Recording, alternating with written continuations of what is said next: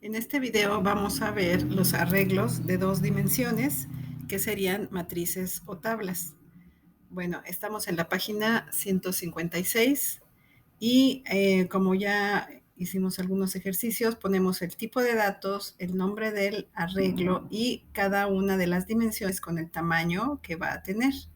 Vamos a, en esta ocasión, a ver un arreglo que no es, bueno, estos arreglos son numéricos, ¿verdad? Son de tipo entero, pero vamos a ver ahorita un arreglo que utiliza caracteres.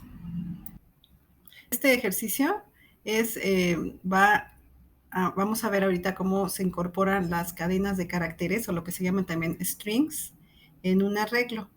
Entonces, aquí lo vemos, ¿no? Entonces vamos a guardar los nombres de los alumnos de un salón de clases en un arreglo y posteriormente los vamos a imprimir.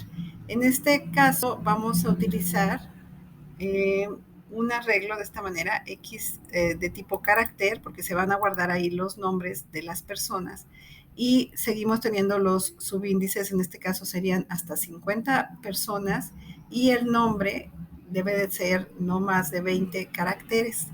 Entonces, tenemos una variable entera para movernos en el número de alumnos que vamos a ingresar sus nombres y el i para movernos la variable que nos va a permitir movernos en la estructura del for.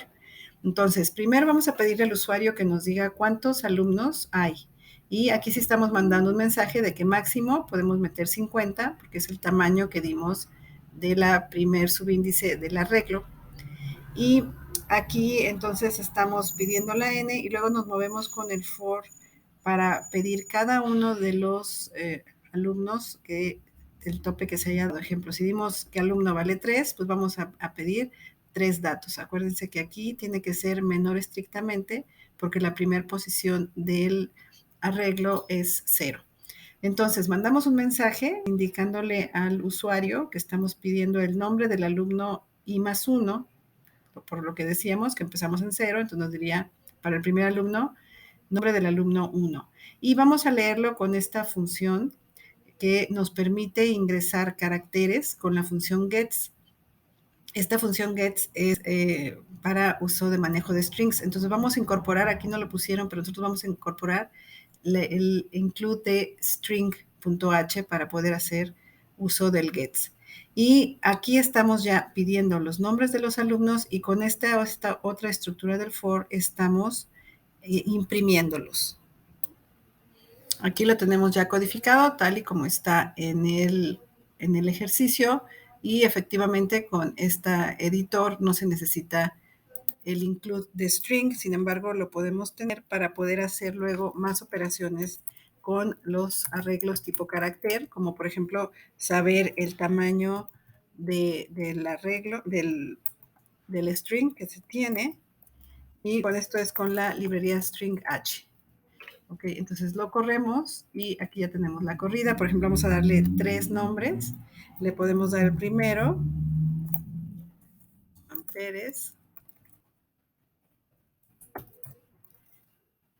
El segundo, que sea Laura Flores. Y el tercero, Iván Gómez. Y lo que va a hacer después es imprimirnos, ¿verdad? Así como dice aquí el print, alumno, y luego nos pone el porciento de, que va a ser la posición, ¿verdad? I más 1, y luego nos imprime X, Y. Nos damos cuenta aquí que aunque la X la declaramos con dos subíndices, solo hacemos referencia al primer elemento porque estamos usando justo las otras posiciones para el nombre. Entonces, al usar solamente la primera posición, nos va a imprimir todo el contenido que tiene en la posición de caracteres, porque son 20 caracteres los que está almacenando. Entonces, esta es la manera en que podemos trabajar con los strings o con las cadenas y con los arreglos. Vamos a continuar trabajando con arreglos, pero es importante ver ahorita lo que es la programación modular. En este capítulo lo que vamos a ver es cómo vamos a utilizar esta técnica de dividir el problema en módulos más específicos de manera que se facilite, ¿verdad?, la resolución y el mantenimiento y también el poder reutilizar código. Entonces, vamos a ver lo que es la definición de la programación modular, cuál es la función principal, que es la que hemos estado utilizando, el main, y cómo podemos diseñar funciones que son llamadas funciones definidas por el usuario, ¿sí? Entonces, vamos a empezar viendo que lo que vamos a hacer es esto. El programa principal es lo que hemos estado usando con el main, y nosotros podemos hacer módulos, y un módulo a su vez puede tener también submódulos. La ventaja de esto es lo que decíamos, se facilita el diseño descendente de la programación estructurada, ¿verdad? Se simplifica un algoritmo complejo, de manera que en nuestro programa principal podemos poner el algoritmo con los procedimientos, y después ya nos dedicamos a programar, codificar cada uno de los procedimientos. Entonces, se puede manejar de manera independiente. Esto también podría permitir que se trabaje con varios programadores para disminuir también el tiempo de elaboración del algoritmo. Vamos a ver esto cómo también se facilita. La depuración también se lleva por cada módulo, el mantenimiento es más sencillo, y se pueden crear aquí también bibliotecas de módulos específicos para que se puedan utilizar en otro programa. Entonces, vamos a ver cómo funciona esto. Tenemos el programa principal, que decimos que todo programa en C tiene que tener el main, que es lo que hemos estado usando, y la función es un subprograma que va a realizar esa tarea específica. A esta función se le puede pasar parámetros, o puede ser sin paso de parámetros, y aparte la función puede ser que no haga nada, que entonces lo tenemos que decir que es void, o que pueda hacer que regrese un tipo de datos entero o un tipo de datos también real.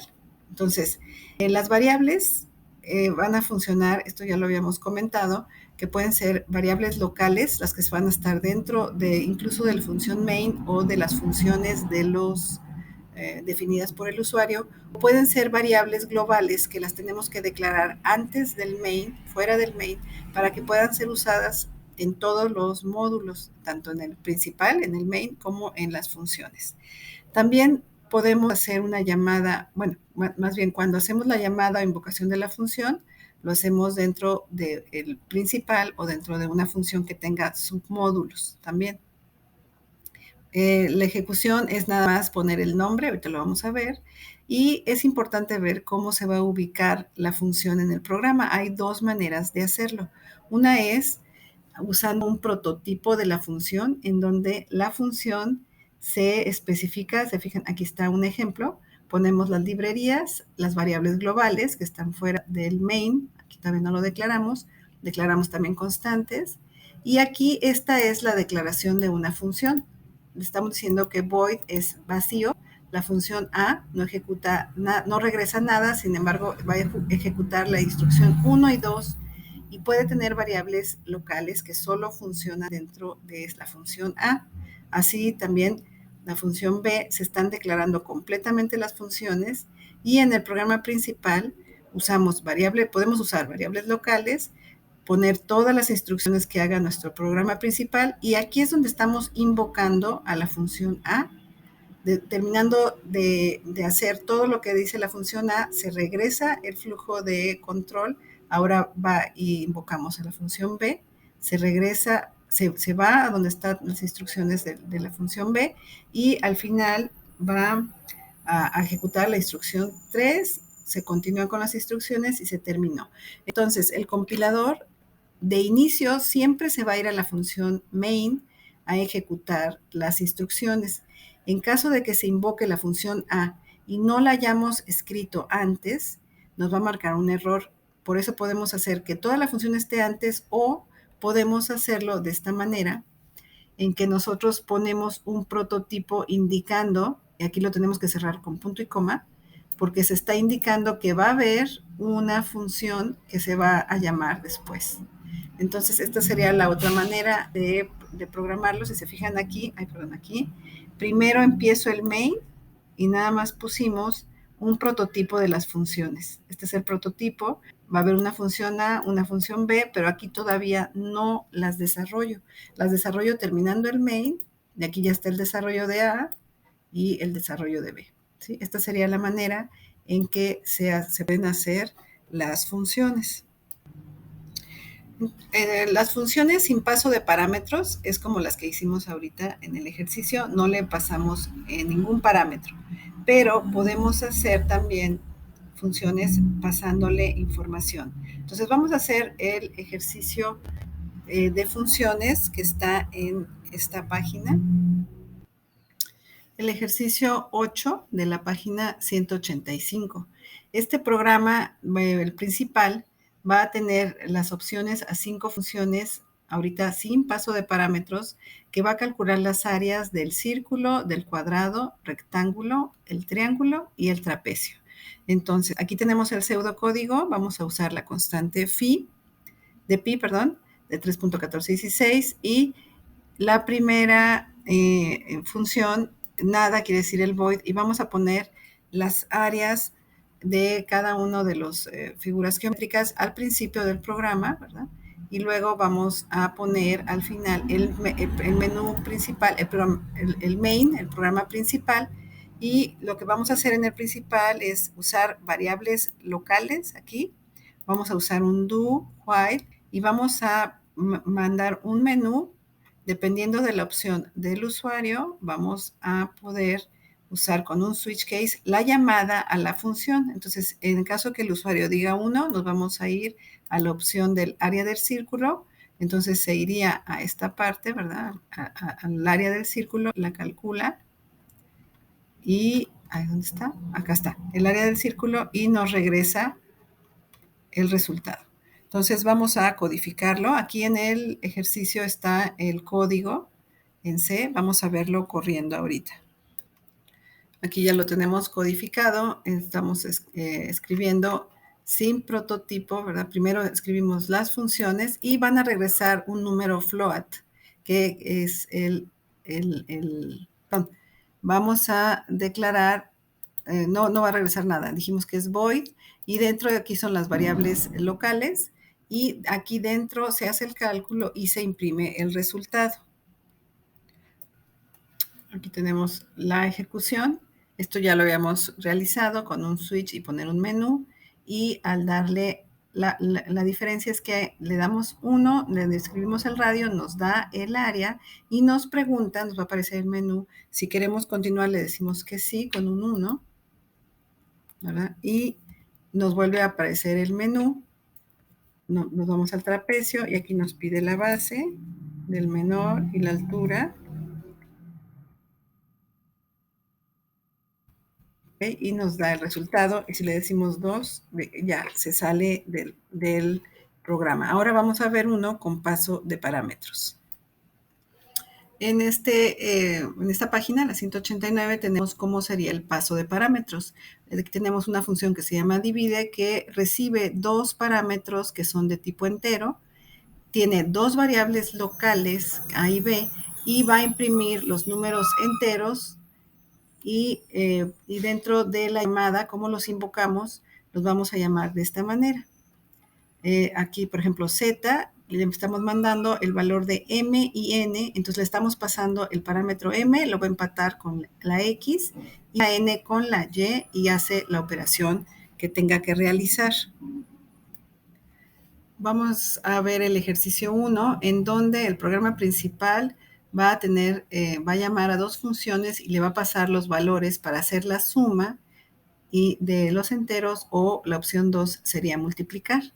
Entonces tenemos aquí el pseudocódigo y acá ya tenemos la codificación. Vamos a ver la codificación. Aquí tenemos el procedimiento de la función suma, que nos va a regresar un entero que va a ser justo la suma entre N1 y N2, que son parámetros que mandamos, que vienen del programa principal.